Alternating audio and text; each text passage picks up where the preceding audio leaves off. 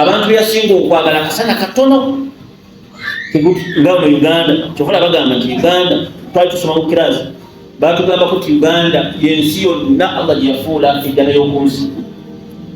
Uganda jjana yakunsi teriyo mu nsi yonna nsi eyinza kwenkanankana Uganda gyerina. Emu ku jjana y'okunsi musajja oyo yakyogera yali muzungu. Twali tubisoma mu kirasi bikwatagana ku nsonga ezo. N'agamba nti jjana yakunsi ddala sigamba nti mbo olwaki teyina ebintu Allah byateeka mu Uganda ate mu jjana gyebiri.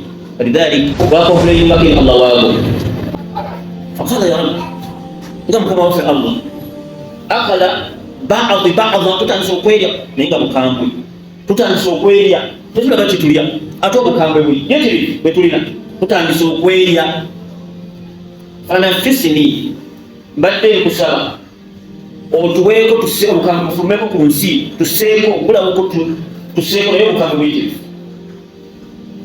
Fa'adhina laha nafasayini Allah namuwa endisa bbiri busiku butwa ne Allah olwokubadde atwagala kati tukosa n'atuwa shitai wa saif n'atuwa winta n'atuwa n'ekimisama kati buli sama bwebuba busa butwa olw'obukambwe bwebwina buli sama lwogiwulya gyebye kusiza ejo kitegereke abantu byasinga okwagala kasana katono nga mu Uganda kyokola bagamba nti Uganda twali tusoma mu kirasi batugamba ko Uganda yensi yonna Allah gyeyafuula ejjana y'okunsi. Uganda jjana yakunsi teriyo mu nsi yonna nsi eyinza kwenkanankana Uganda gyerina. Emu ku jjana y'okunsi musajja oyo yakyogera yali muzungu. Twali tubisoma mu kirasi bikwatagana ku nsonga ezo. N'agamba nti jjana yakunsi ddala sigamba nti mbo olwaki teyina ebintu Allah byateeka mu Uganda ate mu jjana gyebiri. Lidhalik Mbaka sallama n'aguwa enzisa bbiri era kyokka tetulina musana mundi Kenya gyeguli empewo gyeri Tanzania gyeri empewo wawawa naye ffe tulina tuyitako bayi yali akalonze nga jjana yaki singa kafuna akakambuza obulungi. Falidhalik Mbaka sallallahu alaihi wasallama n'atugamba ki Mbaka n'atutegeeza n'atugamba nguwadde enzisa mmeka bbiri. Enzisa esooka yeeruwa yesama guba gussa amma shita naga faiza shtadda harraha au harruha bolabanga ebbogumu lingi nnyo guba gussiza ku butwa bwago butwa bwafulumye naye Allah yabukwata kuba bukambwe nnyo nga bwe tujja okugusangayo bulemu otukosiza kuno ku nsi naye abawangaja mu nsi zirina sama obuli omusana nga wagala kuyitamu. Amma al-buruda yeshita kati kuba gusiza Allah yagukola bwina ebitundu bwina obunyogovu ate nga obunyogovu buli bwokya buva mu kunyogoga ne bukokya bwokya enjokya y'obunyogovu sey'omuliro kati bayita zamuharira. Ekyo kuba kukoze egundi kuva mu zamuharira katundu kali eyo Allah agenda kasibiramu abajeemu ate weegomese nga bansudde mu muliro senga banteeka muliro gwokya okusinga okuteeka mu zamuharira bantegere bengutyo Allah subhanahu wa ta'ala byagunyonyola. Umuqaha obuwanvu bwabwo okukka wansi wenkana ki obuwanvu bwabwo Mbaka sallama yali agunyonyola yagamba inna abda la yatakallama kalima waliwo omuddu ayinza okwogera ekigambo ekyo nga Allah akinyiigira omuliro gwenkanankana okukka wansi w'omuliro watambulirawo emyaka 7 sabwena khalifa emyaka 7 wotambulira emyaka 7 oba kumpi walibadde kumpi nga si muliro ayina nasi walibadde kumpi nga si muliro naye omuliro Allahu akbar. Hadithi endala yakulu Abi Hurayra kunna inda nabi sallallahu alayhi wa sallam twali tudawali nabbi fasami'na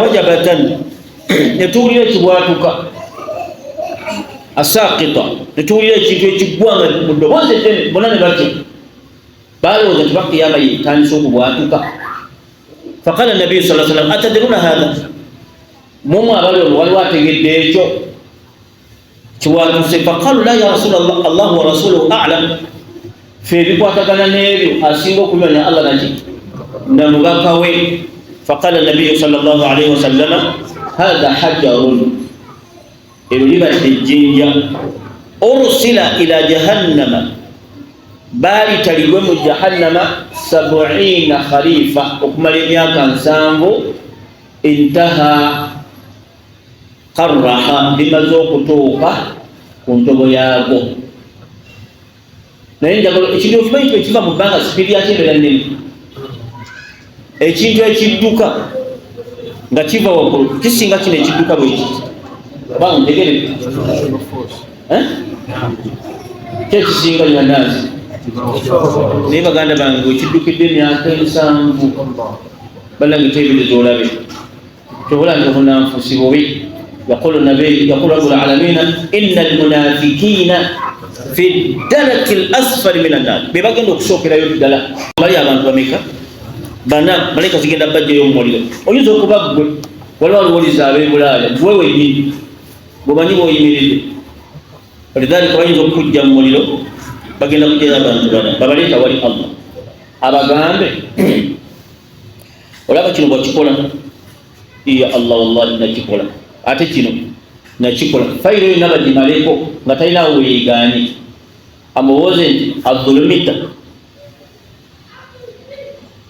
adulamak waliwo akulyazaamaanyiza waliwo bwolaba nti eno poyinti bakutadde wewataali kyotakola yaqulu abdu omuntu agenda gamba nti la wallahi nkakasa byonna nabikola ya rabbi allah bwendi bakwate bonna mbazeemuliraako bonna mbazzeeyo mu muliro babajje mu muliro naye bazzeeyo wa akantu ako kalaba otya akantu ako kalaba otya oweddeko owulidde ebweru masha allah oyogeddeko n'omunene kubanga baraka okwogera ne allah owulira nga ensi yonna ogyetisa okwogera ne allah abagaiti bonna mbakwate mbazze mu muliro kugenda kubaako omusajja omugezigezi kuliko omusajja omugezigezi nabbi bwatunyuza sallallahu alaihi wasallam kyagenda okukola bagenda mutwala nga bwawalira bwatunna emabega bwali bwakyuka bwati waiko ibn adam kikyate onyonyaki magamaga lwaki kikyonyonya batwala bomuliro agambi ya rabbi wallahi kisikirowoozanga munakafumbiro kikola sikirowoozanga mu mutima gwange toyinza okuzija mulyononzizaayo fayaqulu lahu agenda kumubuuza nti wama kana rajauka kikyo badde ondowoleza takhayyar mai kikyo badde ondowoleza fayaqulu omuntu agenda kuddamu agambe nti rajai kyembadde nsuubira idh akhrajatni min annaari nga bwonzije mu muliro fala taiduni tosobola kunzizaayo kubanga osaasira wate wakulemeza obusungu bw'okusaasira oyinza otya okunziza mu muliro gw'omanyi allah agaragati malayika baleke bonna batwale mu jjana bonna abo balekitwala mu jjana abo naye ate agenda okusaba agenda kubeera omu husnu dhanni fillah kasita olowoleza allah subhanahu wa ta'ala olabe endowooza ennungi oba muntegedde simanyi kimanyi obwavu bungi abantu balowooza sente zankya balowooza sente ziganye naye gwanira nakaseerako omuliro kajjayo nanansi olaba allah bwawadde abaddu ejjana waliwo omuntu omulala era akola ekiseera kiwanvu nnyo ng'emirimu gyonna gyakola gy'abantu bamuliro naye agamba nti wayahtemu lahu n'amaliriza min amali ahli الجنة ولذلك omuntu ng'akyali ku nsi tokola nnyo komenti nene kuye muleke tomanyi akhiraho agenda kumaliriza atya ne allah subhanahu wa ta'ala hadisi anatejja wansi eyogera nnyo okukkaatiriza kino ekyawaggulu khayyaru mai qala nabi ila hadisi ya muslim qala nabi sallallahu alaihi wasallam baka yagamba ti inna arrajula enevunula ne yawaggulu inna arrajula mazima omuntu la ya'mal amalan min ahli aljanna asobola okukola emirimu gy'abantu b'omujjana wa huwa min ahli naar naye nga gimumenyera bwere yewa mu muliro emirimu gyakola gy'abantu bajjana wa huwa min ahli an-nar naye ate nga bambiyewa mu muliro. Wa inna an-nas wa inna ar-rajula era omuntu omulala ya'mal amala min ahli an-nar ng'emirimu gy'akola fiima yabudu inda an-nas mu ndaba y'abantu nga balaba emirimu gy'akola gy'abantu bamu muliro. Wa huwa min ahli al-janna teka mwana watu agenda mu janna. Lidhalika qala Imam al-Bukhari yali amaliriza hadith zada Imam al-Bukhari. Imam Bukhari nayongerako nagamba nti innamal a'malu bi khawatimiha, innamal a'malu bi khawatimiha, emirimu gyonna gye tukola ku nsi gyonna gifundikirwa na nkomerero yayo. Omuliro gwammwe guno gumulaba naalukum allati yuqadu banu adama, gwe mukuma guno yagamba nti omuliro guno gwe tulina guli katundu kamu ku bukambwe bw'omuliro gw'omuliro gwa jahannama gwe tugendamu waliyadu billah gwagenda okukyamu abantu. Kano katundu ku 9 ku 10 katundu wasigadde mmeka? Bwe bukambwe obuliro omuliro guli. Bagamba nti wa in kanat lakafayatun, wallahi ne bwe gwali badde guno gwali tuggyemu emputtu yonna, ne bwe gwali badde guno gwennyini bino byonna abireke, wallahi lakafaya gwali badde gutugyamu emputto, seeka guno gw'okuzanyisa. Lidhalika qala rabbul alamin, Allah yagamba nti nakuteekawo mubajjukize ku guli kubanga guno mwanyina gwa guli. Hadithi enjalaga nti baguzikiza, abamu bagamba ennyanja 7 zona ziggwawo, kati ey'omusanvu ne gukendye ne gusigaza omukka ne batuwooga. Kati jakujja kuti ogende webake kuki jamu jaketi bajjule emmere entamu y'emmere ogyebakeko owulire teka kundi kutobooli seeka owulire songa mukka bukka seeka mukka bukka kyova nabi Allah yakugala okubonereza omuliro yakusobola yekka. Kati bekubeeraga ayuha nnaasi kano katundu butundu bukambwe buli badange tunasobola. Allah kyava abuuza mu Qur'ani ma mana'a an-naasa an yu'minu idh jaa'ahum al-huda, abantu balimu ki ne bakutegeeza ensonga ezo zonna naye n'omala okukkiriza n'okeereyo esswala n'ogaana okuwaayo bannange ensonga z'abantu si zandiga, tekoliko ndiga neyo egenda muli wadde ensolo mpologoma nkambo zitusinga naye teri egenda muli gwe.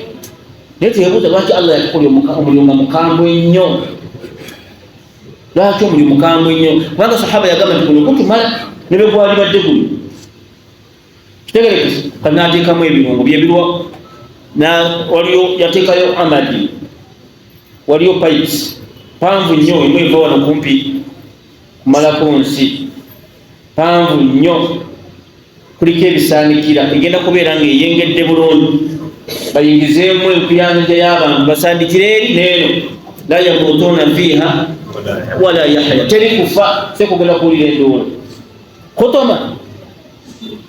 Allah ogenda kuwulira enduula Allah agalidde abaana b'Adamu muki mu pipes ezo ng'ate gyezire, kubanga mu Qur'ani yazireeta rabbul alamin. Bannange nti Allah wattaku nnaara, mpaka yatugamba nti wattaku nnaara walaw min shiqqi tamr, okumanya kyo omuliro ne bwe kaba nga akanaakusuula mu muliro kalinga akakuta k'ensigo y'ente edduka kaleke, ate era akakuyinza ejja ne bwe kaba akakuta ka nte kaweeyo olabe ng'obuno omuliro ngeri efaanagana ne baganda Allah atulinze tagenda kukunyega kigambo kyonna, yakola byonna by'oyagala, wallahi tajja kukunyega naye ne banaakugyamu omwoyo. Allahu akbar, ogenda okutegeera nti Allah ghaliz, musongowavu, ayina ebibonyabonya bingi, ayina ebibonerezo bingi mu ngeri efaanagana. Nze nno enkola eyange nga Katonda ntambulira nnyo ku ndowooza y'omwana wa Adamu, kyondowooleza kyekyo. Wa in dhanna khayra falahu, bw'ondowooleza ekirungi ekyo nja kukikuwa. Wa in dhanna sharra falahu, era ekyo kinja okukuwa. Falahu kitegeeza kyajja okukuwa gwe kyomulowooleza kyekyo. Waliwo omusajja bamuyitanga Sheikh Luwemba, mwamulabako? Sekasa bamuyita Mulumba, sigamba Luwemba, Mulumba, Hasimu Mulumba. Bamuyimbanga ku historical background ye, bamuyimba nti ayambala ejjuba esinga ya Muhammad, yalungiwa okusinga amata. Actually yali musajja mulungi, naye mulungi okusinga amata. Yasoma mbu amanyi ennimi 10 n'ezi naye nga ate buli lulimi alinamu diguli. Bannayuganda bo bwe bati basavuwaza watali masavu. Olwose kansomesa naye oli yangamba mbu yeerabira ebitabo ku gundi bajja n'asinga n'ebitabo ku kisaawe ng'akomawo bamusaba sente nnyingi n'addayo byonna n'abikwata byonna n'alyoka akoma ku kisaawe ajja Uganda. Sokola ogulowe ayuha nnaasi. Kati bannayuganda basavuwaza nnyo. Waliwo omuntu omulala era akola ekiseera kiwanvu nnyo ng'emirimu gyonna gy'akola gy'abantu ba muliro, naye agamba nti wayahtemu lahu, n'amaliriza min amali ahli aljanna. Walidhalika omuntu ng'akyali ku nsi tokola nnyo komenti nene kuye, muleke. Tomanyi akhiraho agenda kumaliriza atya ne Allah subhanahu wa ta'ala. Hadisi anatejja wansi eyogera nnyo okukkaatiriza kino ekyawaggulu. خير معي قال النبي إلى حديث يا مسلم قال النبي صلى الله عليه وسلم بكى يا بام إن الرجل إن يفنون يا وقل إن الرجل مزمومونت لا يعمل عملا من أهل الجنة أصور كل من مجابان ومجنة وهو من أهل النار نينغا جمو من يلوي يوام مريد ilimu gyakola gy'abantu bajjana wa huwa min ahli nar, naye ate nga bambi yewa mu muliro. Wa inna rajula, era omuntu omulala ya'mal amala min ahli nar, ng'emirimu gyakola fiima yabudu inda nnas, mu ndaba y'abantu nga balaba emirimu gyakola gy'abantu bamuki ba mu muliro. Wa huwa min ahli aljanna, tinga mwana watu agenda mu jana. لذلك قال الإمام البخاري يلي أمر إذا حديث زاد الإمام البخاري نايونغراكو ناغامت إنما الأعمال بخواتمها من مجل نجتكو لكم سجن جفوني كلا نانكو بلو ياي